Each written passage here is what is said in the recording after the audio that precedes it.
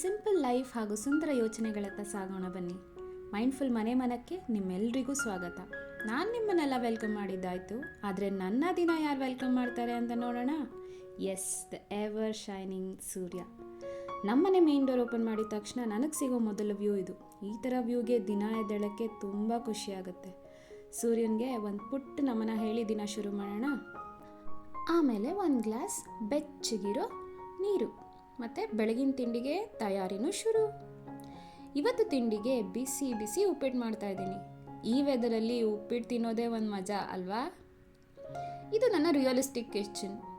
ನಾನು ತಿಂಡಿ ಅಡುಗೆ ಮಾಡೋ ಅಷ್ಟರಲ್ಲಿ ನನ್ನ daily dose of vitamin D ಆರಾಮಾಗಿ ಸಿಗುತ್ತೆ ನನಗೆ.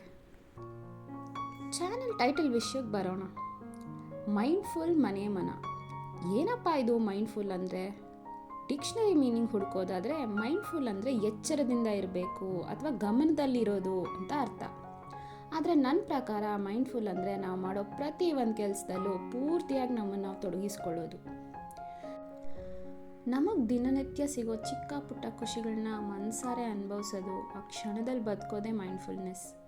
ಇಲ್ಲಿ ಬರೀ ಕೆಲಸಗಳಿಲ್ಲ, ಕೆಲಸದ ಮಧ್ಯೆ ಹುಟ್ಟೋ ಒಂದಿಷ್ಟು ಮನದ ಮಾತುಗಳಿದೆ. ಪ್ರತಿದಿನ ಒಂದು ಪುಟ್ಟ ಯೋಚನೆ, ಒಂದು ಪುಟ್ಟ ಪಯಣ. ಇಲ್ಲಿ ಸಿಗುವ ಪ್ರತಿ ವಿಡಿಯೋ ನಿಮ್ಮ ದಿನಕ್ಕೆ ಒಂದು ಸುಂದರ ಮನದ ಮಾತು ನೀಡುತ್ತೆ ಅಂತ ಅನ್ಕೋತೀನಿ.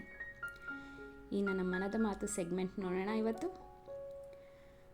ಗೊತ್ತಾ, ನಾನು ಈ ಚಾನಲ್ ಶುರು ಮಾಡಬೇಕು ಅಂತ ತುಂಬ ದಿನದಿಂದ ಯೋಚನೆ ಮಾಡ್ತಾ ಇದ್ದೆ. ಆದರೆ ಮನಸ್ಸಲ್ಲಿ ಒಂದು ಭಯ, ವಿಡಿಯೋ ಚೆನ್ನಾಗಿ ಬರುತ್ತಾ, ಜನಕ್ಕೆ ಇಷ್ಟ ಆಗುತ್ತಾ, ಎಲ್ಲನೂ ಪರ್ಫೆಕ್ಟ್ ಆಗಿರಬೇಕು ಅನ್ನೋ ಹಠ. ಆದರೆ ಇವತ್ತು ಅನ್ನಿಸ್ತು, ಪರ್ಫೆಕ್ಷನ್ಗಿಂತ ಪಯಣ ಮುಖ್ಯ ಅಂತ. ಎಲ್ಲನೂ ಪರ್ಫೆಕ್ಟ್ ಆಗಿರಬೇಕು ಅಂತ ಕಾಯ್ತಾ ಕೂತ್ಕೊಂಡ್ರೆ ಯಾವುದೂ ಶುರು ಮಾಡೋಕ್ಕಾಗಲ್ಲ.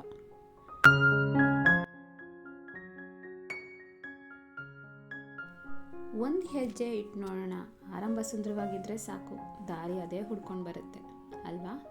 ನೀವು ಯಾವುದಾದ್ರೂ ಕೆಲಸನ ತುಂಬ ದಿನದಿಂದ ಮಾಡಬೇಕು ಅಂದ್ಕೊಂಡು ಒಂದು ಪರ್ಫೆಕ್ಟ್ ಟೈಮ್ಗೆ ಕಾಯ್ತಾ ಇದ್ದರೆ ಇವತ್ತು ಈ ಕ್ಷಣನೇ ಆ ಪರ್ಫೆಕ್ಟ್ ಟೈಮ್. ಖಂಡಿತ ಶುರು ಮಾಡಿ. ಮತ್ತೆ ನಾವೆಲ್ಲರೂ ಸಿಗೋಣ.